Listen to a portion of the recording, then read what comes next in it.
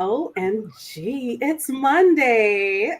Happy Monday, everyone. And welcome to our first edition, really, of our lunchtime conversations. We're not really eating right now, but it's okay. You can eat along while we talk. We can do it like that.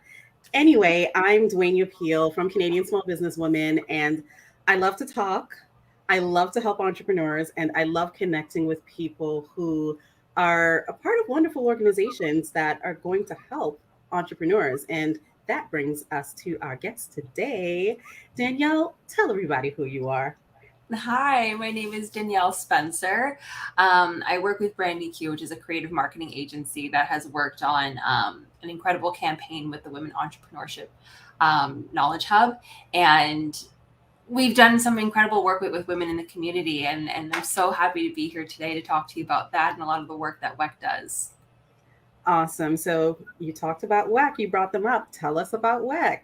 Yes, Well, absolutely. before you dive into tell us about WEC, I need to say that WEC has been a sponsor of our pitch conference for the past 2 years, and we are so thankful to them because we were a little bit nervous when we started our first pitch conference last year, along with Volition, their partners out of BC. And we're like, we really need some really cool organizations to get on board. And WEC jumped right on board. And we are so thankful 2 years in a row and hopefully beyond. Yeah, no, so it really works to support women entrepreneurs. Like that's it's in the name. It's what they do, and they work across the country through 10 different regional hubs in both French and English to share research and resources on women entrepreneurs within Canada. And as a part of their strategy, they work really closely with the government of Canada to really increase women's entrepreneur access in financing, talent, networks and expertise. And they really draw like on the expertise of their network, which includes over 250 different organizations, to really host and just support programming that really highlights opportunities and the best practices for women entrepreneurs and organizations that support them, like small the Canadian small business women. Awesome, awesome. Thank you. I know because people, you can peruse WEC's website and you can find a lot of information. Like I can tell you right now, a lot of questions I get asked from people who are just starting up are usually the lines of trying to find data. And WEC collects a lot of data. They do a lot of research, and you can find a lot of it on their website. I don't know if you can speak to any of that research, Danielle. Yeah. Well, a part of the Rise Up Pitch competition was that data piece. And what I think is really amazing is that a lot of the times when there's programming done like this, there's just a focus on the actual program itself happening in this moment right now. There's not really much of like a future piece to it or even really looking at the past. And what WEC does is that it takes the present, but it also takes the past and the future. And it really creates that justification as to why programming is needed, why women need to be supported. And of course, people would just be like, oh, equity, sure, why not? But they really delve into the really nuanced pieces that justify and explain why this equity is needed, really getting into where the lack of access is, where the barriers are, where they exist, why they exist. Really getting into the numbers where it's like you can really see that, people will say, oh, women only earn like, 70 cents to the dollar that men make. And WEC will actually like be like, this is why, this is where that reasoning is coming from. And these are the exact numbers that's backing up our research and our data, because the thing is that numbers don't lie.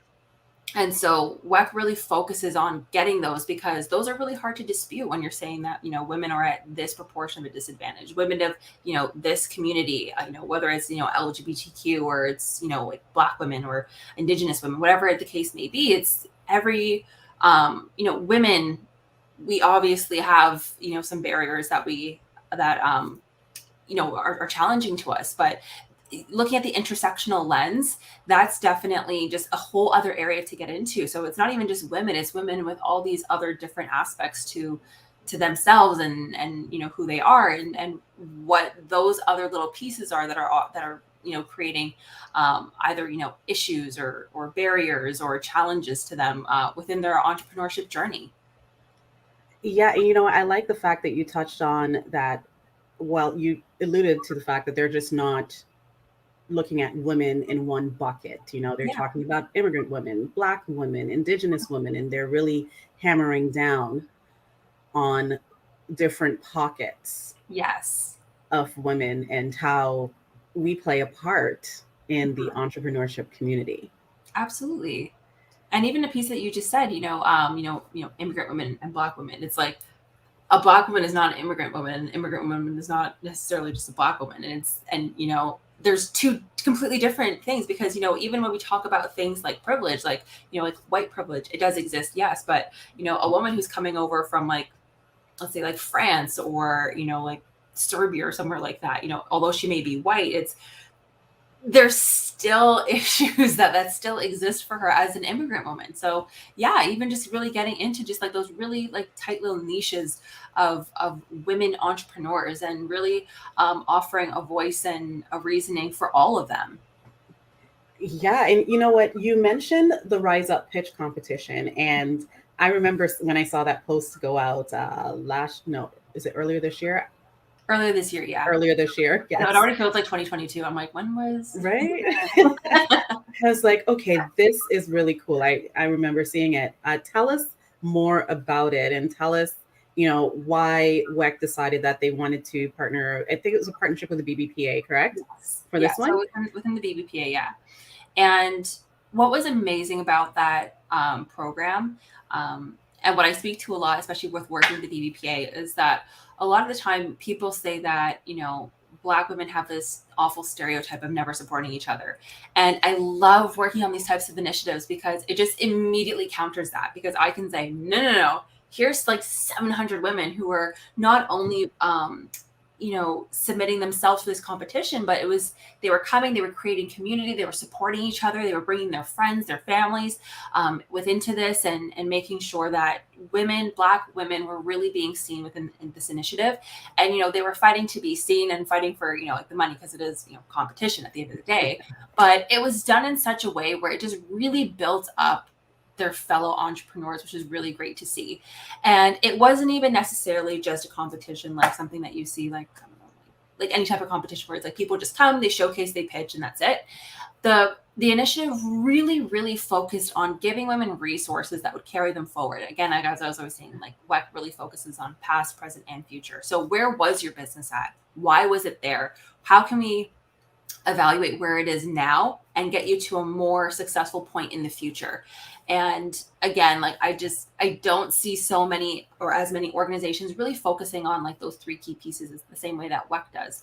And so there was, a part of the programming where the women were in workshops and they got some coaching, they got really great insight, they learned really great lessons, they got to network, and then they were able to take a lot of the key pieces that they had learned and really apply it to their businesses. One piece of that was working on their business plans. And a lot of them just didn't necessarily know what they were doing or how to even create a business plan, where to start. Even if you do like a Google search for it, there's no clear-cut template as to how to put one together. But WEKH really went like several steps forward to not only create a great outline, but also create coaching opportunities so that women had resources to be able to ask their questions, gain more insight and clarity into how it is that they create a strong business plan so that you're able to apply for funding. We all know that there are, barriers like, going to the bank for a loan. And so they really work to make sure that the opportunity for a no wasn't there. So that when they go into the bank's not going to tell you no because you've created such a strong business plan that they'd be stupid to dispute you on anything that is that you're coming to ask for.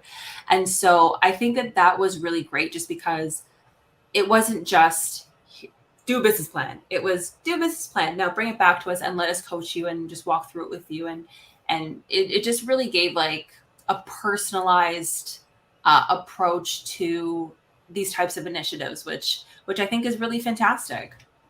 Yeah, that coaching piece is very important because, a lot of times in competition or just in business, you might get a gift of money Mhm. and you don't really know what to do with it. And if you don't know what to do with it, then this gift can be a curse because if it's in the form of a loan, you're not equipped to build on that and pay it back and still make a Yeah. profit. So yeah, that coaching piece is absolutely important. And I echo your sentiments with the business plan. There are so many variations out there. I mean, I remember seeing someone who was promoting a one-page business plan. And I'm like, okay, it sounds easy and great to an entrepreneur, but tell me more. Like how? Yeah, but also and what's funny about that is that if you go into a bank and you ask them, what kind of business plan are you looking for? They're like, put everything, dump your whole life in there.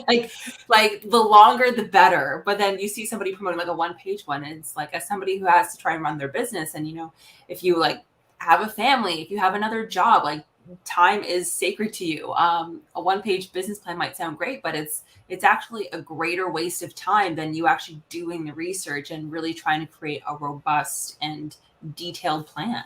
Yes, because a plan is just that. I usually tell people when you write your business plan, you're not supposed to wake up when you're ready to start your business and go, what am I supposed to do? It's all in the plan. Yeah. Yeah. That's exactly what it is. Like if it's not in the plan, your plan is not complete. So please revisit. Exactly. It's just like that, and even that piece, it reminds me of like this past weekend, I just watched King Richard, and there's like a piece where, like Will Smith, he tells, like young Serena, he's like, your sister's going to be the #1 tennis star in the world, but you're gonna be the greatest of all time. And it's going to be like that because I wrote it like that. That's my plan. And these girls, like, they're like, I think like in the movie, I think at the point, like Serena was maybe like 9. I think Venus was maybe like 12 or something like that. But it's like, that was the plan. And I think a lot of people don't think that like plans can really be that effective. But if you have like your milestones set out and you have like the things that you should be hitting at a certain time, it's going to definitely like light that fire underneath you to be like, okay, like how do I get this done according to my plan? So just that like real emphasis on, you need a business plan, and telling 700 women you need a business plan, because even if 10% didn't know, you now have 70 women who are set up for success, better than they were before. Yeah, yeah. I think that's a great addition to having a pitch competition. But you are going to do the pitch competition again in 2022, right? I haven't. I'm on maternity leave right now. Oh, well, okay. So I haven't heard any plans for the next competition, but I do believe that there is one in the works. Just because it was like so successful the first time around, but I do believe there is one in the works. Okay, that would be good. I think it was really good. And oh my gosh, yes, Danielle's on maternity leave. And fun fact, Danielle and I share a birthday. We're also like that, October 30th. You can all wish us happy belated. We will take it. Better late than never. Right? My mom told me to tell that to my principal once when I was late for school in Jamaica. I got detention that day. I didn't know she meant it like, don't really say it, but better late than never. You weren't wrong. I wasn't. I showed up. I'm here. I am here. I graced you with my presence. I graced you with my presence. Enough of us. I was perusing the WEKH website, and I saw some things, and I thought it was kind of cool. Can you talk to us about the sharing platform? Yeah, absolutely. So the sharing platform is, essentially just that. So it's one of our tools within like the WEKH and the form sharing platform that can be segmented by topic of request or by geographic area. And over 1,000 members have already registered. The platform's free. It's really easy to use. And if you need any type of support, simply just reach out to WEKH and ask for it. Their social media platforms all have, DMs open. So so the accessibility to the organization is definitely there. We really want to encourage everyone to engage and share the platform with their networks. So as many women entrepreneurs can really, post requests for assistance and get connected to resources, and just access other organizations that are supporting women entrepreneurs across Canada. And to sign up, it's just sharing.wekh.ca. And I can actually even put that in the comment box. Awesome. That way. I think my camera's flipped, but the comment box, I'll put it in there. Oh, it's okay. When I saw that part of the website, it kind of brought me, I love to watch TV, it brought me to The Walking Dead, where it's like, give what you can, take what you need. So it's in that same giving and taking where you're able to ask for exactly what you need in terms of advice, and someone might be there to give that to you. Absolutely. And I think that also people don't truly they really kind of like underestimate the value of their platforms. I always say whether you have like one follower, 1,000 or 1,000,000, you have a platform. You have somebody watching you to see what it is that you're saying. And I think the same thing applies to when you're asking for help. You never know who's going to have the resources or the information or whatever it is that you need. So always just ask, because you never know who's going to tell you like exactly what it is that you need to hear. And so that's why the platform's amazing. And I think that, more people need to definitely get involved, just because you never know. And that's really the key piece there. Cool. And speaking of platform, WEKH does also use their platform to highlight amazing women, because they have that See It, Be It entrepreneur feature. Yes. Tell us about that. That's pretty awesome. I feel like I need to submit Absolutely. myself. And See It, Be It is, again, it's just that. It's the fact that women really need to see successful entrepreneurs so that they can just even dare to become one. I think that when we have incredible role models to look at, and when we see women who are doing what it is that we want to be doing, it's really amazing, and it's really not just inspirational and motivational, but it gives you that standard that you set for yourself. Yeah. A lot of the times I tell people, like, social media isn't real. Like, what you see on there of somebody working and how they present themselves, it's definitely curated. But the thing is that even that in itself sets somebody like, okay, like, I see how this person treats their customers and their clients. Like, that is the standard. I should never do anything less than that. This is how they show up for work every day. I should never do less than that. That there's always going to be more going on behind the scenes. One of my favorite like interview questions that people always ask is, like, what animal would you say you are? And whenever I used to go and like interview, I'd always say I'm a duck, because like I look really chill up top, but like underneath the water, I'm just pedaling, I'm just moving, I'm just grinding really hard, always moving forward. And I think that people always forget that there's a lot more pedaling, and there's a lot more grinding, there's a lot more moving forward that takes place that you just don't see. And so the parts that you do see, take them in, because sometimes you don't get to see the behind the scenes part. But again, like, even just like the sharing platform, like, ask, just reach out to people, just ask. Like, again, DMs are open. Like, there's never been an easier time to reach out to people and connect and network. And so just send somebody a message. Worst case scenario, they leave you on red. And so when you see somebody who really inspires you, reach out, because initiatives like this, they exist because there needs to be more emphasis on seeing women who are working hard and just doing incredibly well within their fields and in their lanes, and just really identifying with that and embodying it yourself. Yeah, and a lot of times when you look at these women and you read these stories, you can see some of yourself in them, and Yes. that's really what can make you tap into the, well, I can do this too feeling. Yes. So definitely go through that list. They do have them on their website. I did see some familiar faces on there. I thought it was kind of cool. So watch. It's going to be on I think the tab on the website is See It, Be It. Yes. Mm-hmm. See It, Be It on WEKH's website. So just a couple more questions. I wanted to understand too, because there's a list of data here, but if there is data that you're looking for that you might not see on the website, can you just reach out to WEKH? Maybe they have it somewhere. Absolutely. And it's just not in the website yet. Absolutely. Definitely reach out. Worst case scenario, if the data doesn't exist, you're just red flagging data that should exist, and it's something that we'll definitely look into, because again, it's niches, and a lot of the times they can't be found until somebody says, hello, I'm here, I need to be recognized. Yes. So definitely reach out. I mean, again, like, there's so many ways to, whether it be like Facebook, LinkedIn, Instagram, or even via email, and somebody will get back to you, and you'll be able to access that data. If it doesn't exist, it's just something that then will be brought to their attention as to looking into it in the future. And one of the other questions I get asked a lot is about market research for your business plans. It's right there. The data is there for you. Yes, it's really there. And it's free. So please don't pay any large sums of money for market research when you can access it for free.